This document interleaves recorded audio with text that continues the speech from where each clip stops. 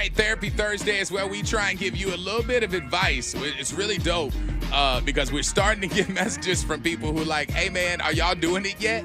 So we got one person online. We actually got a text from a kid that had to go to class and wanted to get in on Therapy Thursday, too. So it's starting to build up where people are getting to know our brilliance. They're starting to understand. We try our best. All right, wait, we got Kurt on the phone. Kurt, what's going on this morning?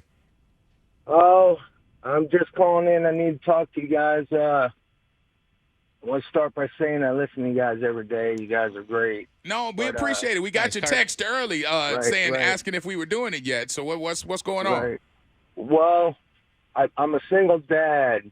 I got a 12-year-old, 9-year-old, and 6-year-old. I've had them by myself for the last 4 years, going on almost 5 years. Wow. My kid's mom hasn't talked to them in 5 years. Well, Sunday, my son, we ride dirt bikes all the time. My son crashed. He got hurt real bad. He's at St. Joe's Hospital. And he fractured his forehead, broke his cheeks. He's on a breathing machine. Well, his mom at a Clear Blue, she calls and she wants to go up and see him. I don't think I should let her. She hasn't talked to my kids in almost 5 years. My son's almost on his deathbed. And I mean, how old is your son? He's 12. Now, I mean, listen, I know that your job is to protect your kid, but, you know, your job is also to put him in a position to maybe have a relationship with his mom.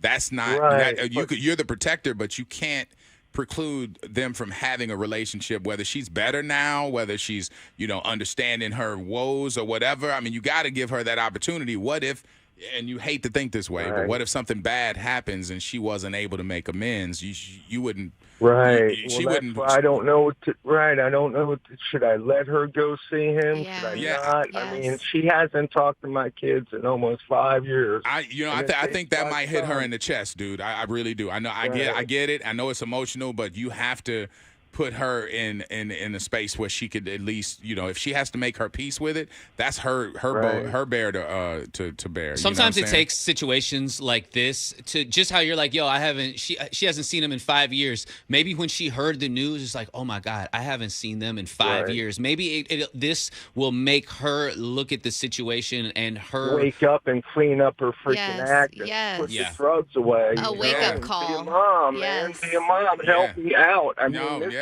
no, we got, bro. I don't want you to bug out on the radio. I get it, and I don't want you to bug out on the radio and start yelling at her. And don't do what you just did. Don't do that when she shows up.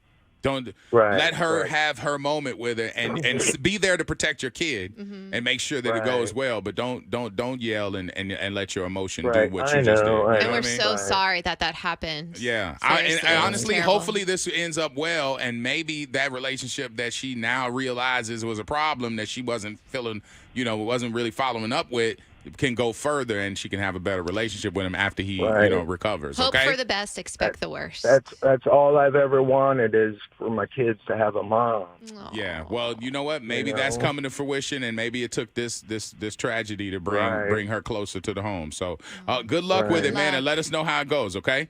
Hey, thank you, man. I love you guys. Hey, we love you back, bro, man. Bro. Thanks a lot. How could you not be in your kid's life? That's nuts. You could hear it in his voice too. Oh, that was God. painful. Yes. That's why I was like, yo, don't get it. Don't let the emotion take over. You know what I'm saying? All right. This came in early this morning. It was about 6:45. It says, I have to go to class. Wanted to send my Therapy Thursday question. I can't hear the reply until lunch. I get dragged about being 16 and still a virgin every day. The guys in school talk about sex constantly. I don't want to have it. And by the way, I have a girlfriend. I just don't want to do it now. But I want to know, how do you deal with people picking on you on the daily? I mean, it's just, I feel like it's a little bit a part of life. It's not just you. Everybody gets picked on here or there. If it's right or wrong, it doesn't matter. It's going to happen. You shouldn't let those people get on you. If you don't want to make that decision, it's a really big deal. It's a big deal for both people. Just keep it moving. You're not the only 16-year-old that hasn't done it. And I bet you a lot of those guys that are trying to pick on you and make fun of you, they're trying to overcompensate for either something that they haven't done, something that they maybe tried tried and failed at. Don't put Translated, they lying. a lot. It's a lot of cap going on Guys there. lie to each other about that. A lot. Get But outta here. also, I think there's also a lesson here in not telling too much of your business too. Once it happens, don't go and make that front page news like, yo, guess what I just did, or something like that. Keep your personal business personal, keep it close to the chest, and keep doing right by your girlfriend. There you go. Be respectful. And honestly, if you do it, like Davi said, bro, treat it just like you have it. Yeah. Treat it just like you have it, because it ain't for them. And honestly, you're in a leader position not doing it when you don't want to do it. Like you just said, I don't want to do it, and you haven't. That means peer pressure ain't making you do it. That means that you're not really buying into all of the cap that you're getting from them.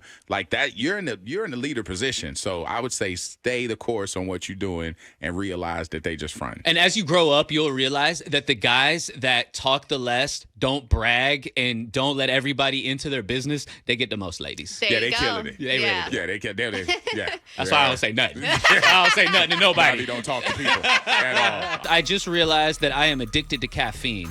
I get the worst headaches if I don't have it. I drink around 4 or 5 cups of coffee a day, or Red Bulls, or Monsters, or whatever I can get my hands on. I do get enough sleep, but if I don't have my daily cups, I feel tired and I'm very aggy. I never thought I'd be addicted to anything, but this is my vice, yet I love it so much. Okay, as a coffee lover myself, you got to wean yourself off just a little bit. I personally think it is totally okay to start the day with a cup of coffee. And if you need a little extra halfway through your day, after lunch or whatever, that's fine. But if you're having 4, 5, 6 cups of coffee or Red Bull and Monsters, I think that's way too much. You can dwindle it down slowly, I think. Well, being addicted sucks, but it's such a standard thing, though. It Like, is. my sisters and my mom lived off of Coca-Colas or Pepsis or whatever it was. They had to have that Diet taste Coke. of it as we were growing up. And it was really weird to see, like, they would get a headache or whatever. And then that's kind of when you realize Yep. that you're having withdrawal if you don't have it. Yeah. Like, it's part of your whole thing. shaky. So, I wouldn't be maybe doing it all day. Find some way to kind of make it like some hurdles in the day. Don't just be taking them all day, because Yeah. then now you're overdoing it. You don't want to do it. You want to do everything in moderation. So just pick your points. Like say, hey, maybe I have one to start my day. Yes. And then maybe I have one, with dinner or something, or maybe one at lunch. Yes, like after lunch, I get that. This is what you do, bro. You go on WebMD and you scare yourself. Type in what happens when I drink. It's gonna be heart disease. It's gonna be hypertension. It's gonna be all kinds of like stuff. 3 letters. You gonna die. Yeah, read it twice, read it 3 times, and see if that doesn't help you right there. That's what I did with somebody. They posted up the thing about bacon. Yeah. And like every slice of bacon you have takes 4 minutes off of your life or something. And I'm like, I don't even know if this is true, but I ain't had bacon in 2 months. He hasn't had a slice of bacon. I haven't had Yeah. bacon. Every time I ordered my little Yeah. Brussels sprouts, I'm like, can you get it without the bacon? Like, I've left the bacon alone. Okay, all right. We I- can eat a little bacon. You just shouldn't eat it all day, every But day. I've eaten so much bacon that 4 minutes adds up. Yeah. I might be checking out tomorrow. I don't want no Crazy. problems. Oh, man. Okay, out of the 941. Hey, freaks, I have a bit of an issue with my boyfriend in the bedroom. My boyfriend can't physically perform the way I want him to. I've been okay with it since the beginning, but now I want to experiment, but I don't want to hurt him. I've brought it up multiple times, but I feel like he's just so self-conscious about it, and he's not willing to open up. Not self-conscious about it. The reason is because you say, oh, I'm sorry. That was What? old habit. Oh, have it? Because I feel this. Hey, man, listen, women, y'all are complicated.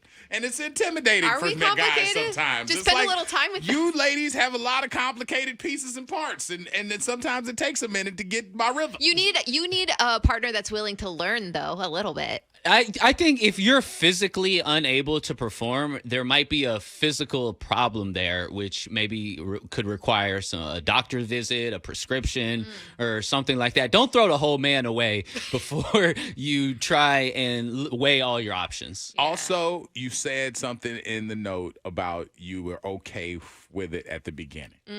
If we're just looking at it on a therapeutic kind of way, don't be okay with something at the beginning, because if you're okay with it at the start, that means in a month or 2 down the line, hello, it's going to be an issue. She Be probably honest didn't with yourself. think it was going to be that big of a deal. Maybe like once we get to know each other better, it would progressively improve. Yeah. And it hasn't. I get that, but those concessions count when it, you dealt with it, and he was like, man, it's okay now, and I found me somebody who's cool with it, and Be prepared you thought to it was find gonna get you awesome. a new man that can rock your world in the bedroom. You Just might be have prepared. to. You might have to. You need somebody that can, treat you right. Shout out to everybody who's happy that his boat's not getting rocked in the bedroom. I mean, just, like you just all right.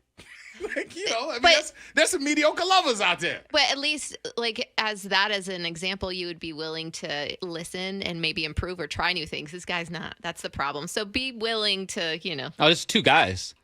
It's two Okay. men. Okay. All right. Well, you want to be with some. We both say, okay. All right. Okay. All right. Y'all were like, oh, okay. I mean, because it doesn't really change doesn't as far at as all. advice. No. Like, you can't be okay with it at the beginning No. and not be okay with it down Yeah, I the think line. you can, though. I think you can. I think what's your priorities can change. You could have been making, I don't know, A like concession. a concession at first, and now you're realizing, hey, I didn't know how much of an issue this would be. Just because at the beginning you're okay with something, I think you have the right to not be okay with it a few months down the road. And- It's just very hard when you make those compromises like, hey, I don't mind you smoke a little cigarettes every now and then 6 months later, it's like, oh, listen, you smoke cigarettes too much. And it's like, yo, like you were cool with this before.